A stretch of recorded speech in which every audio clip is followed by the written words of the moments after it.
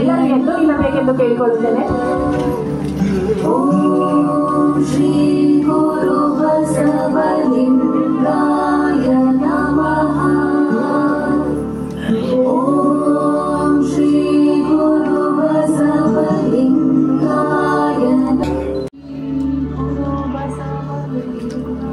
ओम श्री गुरु बसवलिंग नूतन होती है। इस प्रकार का भाव भगवान बसवेश्वर के वचन में है, जहाँ ठहराव को मृत्यु माना होगा।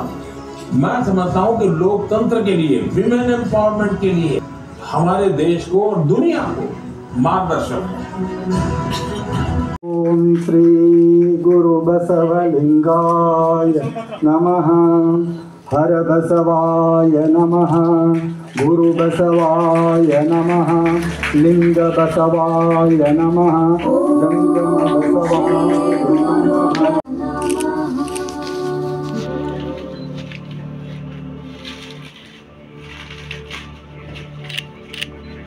ओम श्री गुरु बसवलिंगाय नमः.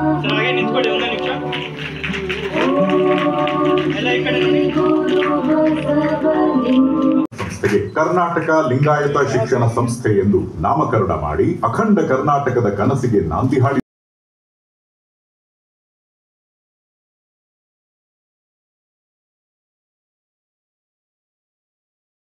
ಇಷ್ಟೇ.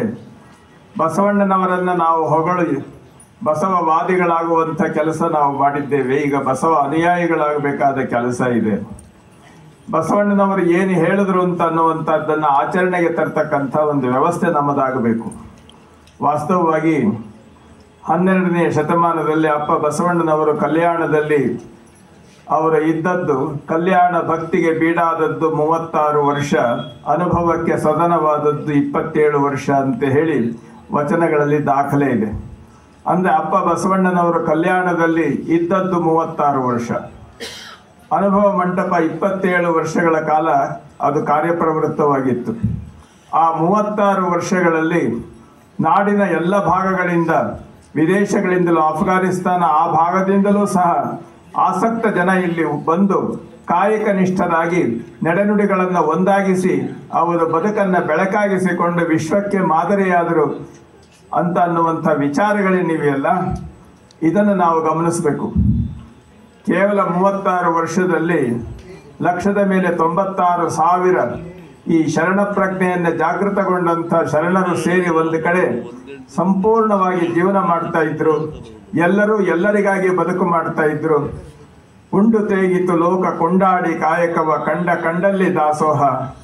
ಅಷ್ಟೇ ಅಲ್ಲ, ಕೂಡಲ ಗುಹೇಶ್ವರ ನಿಮ್ಮ ಶರಣರು ಸರ್ವಾಂಗಲಿಂಗಿಗಳು, ಎಲ್ಲರೂ ಎಲ್ಲರಿಗಾಗಿ ಬದುಕು ಮಾಡುವವರು ಅಂತ ಅನ್ನುವಂಥ ವ್ಯವಸ್ಥೆಯನ್ನು ಪ್ರಪಂಚ ಆಶ್ಚರ್ಯದಿಂದ ಗಮನಿಸುವಂಥ ವ್ಯವಸ್ಥೆಯನ್ನು ತಲುಪಿದ್ದನ್ನು ನಾವು ನೋಡ್ತಾ ಇದ್ದೇವೆ.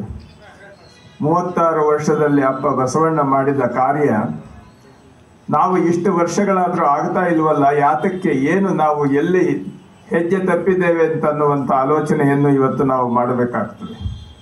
ಇವತ್ತು ವಿಶ್ವದ ಎಲ್ಲ ಭಾಷೆಗಳಲ್ಲಿ ಬಸವಣ್ಣನವರ ವಚನಗಳು ತಲುಪುವಂಥ ವ್ಯವಸ್ಥೆಯಲ್ಲಿ, ಶರಣರ ವಚನ ತಲುಪುವಂಥ ವ್ಯವಸ್ಥೆಯಲ್ಲಿ ಈ ಬಗ್ಗೆ ಆಲೋಚನೆ ಮಾಡ್ತಕ್ಕಂಥ, ಇದನ್ನು ಕಾರ್ಯಗತಗೊಳಿಸುವ ಮನಸ್ಸುಗಳು ಜಾಸ್ತಿ ಆಗ್ತವೆ, ಸಂಕಲ್ಪಗಳು ಇನ್ನೂ ಜಾಸ್ತಿ ಆಗ್ತವೆ ಅಂತ ಅನ್ನುವುದು ಮುಂದಿನ ಇತಿಹಾಸದಲ್ಲಿ ತಾವೆಲ್ಲ ನೋಡ್ತೀವಿ.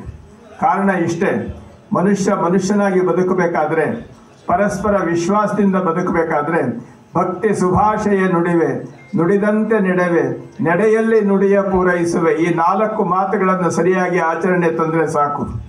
ಏನು ಬಂದಿರಿ ಹದುಳವಿದ್ದಿರಿ ಎಂದರೆ ನಿಮ್ಮ ಐಸಿರಿ ಆರಿ ಹೋಗುವುದೇ, ಕುಳ್ಳಿರೆಂದರೆ ನೆಲಕುಳಿ ಹೋಗುವುದೇ, ಒಡನೆ ನುಡಿದರೆ ಸಿರಹೊಟ್ಟೆ ಒಡೆಯುವುದೇ.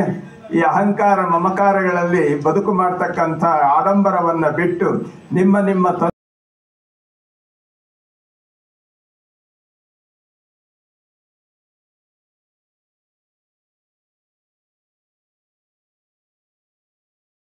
ಗಳಲ್ಲಿಯೂ ಸಹ ಅದು ಪ್ರತಿಧ್ವನಿಸುವಂಥ ಕಾರ್ಯಕ್ರಮ ಇದಿಷ್ಟೇ ಅಲ್ಲ, ನಾಳೆ ನಾಡಿದ್ದು ಸಹ ಅಲ್ಲಿ ನಡೆಯುವಂಥ ಕಾರ್ಯಕ್ರಮಗಳಿಗೂ ನಾವು ಸಾಕ್ಷಿಯಾಗುವಂಥ ಒಂದು ಸನ್ನಿವೇಶ ಇದೆ.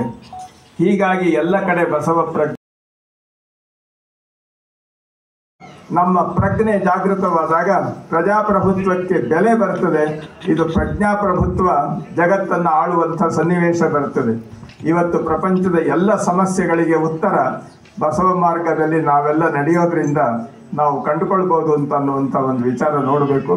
ಇಷ್ಟೆಲ್ಲ ವ್ಯವಸ್ಥೆಗಳು ತಾವೆಲ್ಲ ತಿಳಿದವರ ಇದ್ದೀರಿ, ಇವನ್ನೆಲ್ಲ ಹೇಳಬೇಕಾದ್ದೇನಿಲ್ಲ. ಆದರೆ ಮುಂದಿನ ಗತಿಯನ್ನು ನಾವು ಅರಿತು ಹೆಜ್ಜೆ ಇಡುವಂಥ ಆಚರಣೆಯಲ್ಲಿ ತರುವಂಥ ಪ್ರಯತ್ನಕ್ಕೆ ಇದು ಒಂದು ರೀತಿಯಲ್ಲಿ ನಾವೆಲ್ಲ ಭಾಗಿಗಳಾಗಬೇಕು. ನಾವು ಹೇಳೋರು ನೀವು ಕೇಳೋರು ಅಂತಲ್ಲ, ಎಲ್ಲರೂ ಹೇಳುವವರು, ಎಲ್ಲರೂ ಕೇಳುವವರು, ಎಲ್ಲರೂ ನಡೆಯುವವರು ಅಂತನ್ನುವಂಥ ವಾತಾವರಣ ಮೂಡಿ ಬರಬೇಕು ಅನ್ನುವುದು ಬಸವ ಸಮಿತಿಯ ಒಂದು ಸಂಕಲ್ಪ.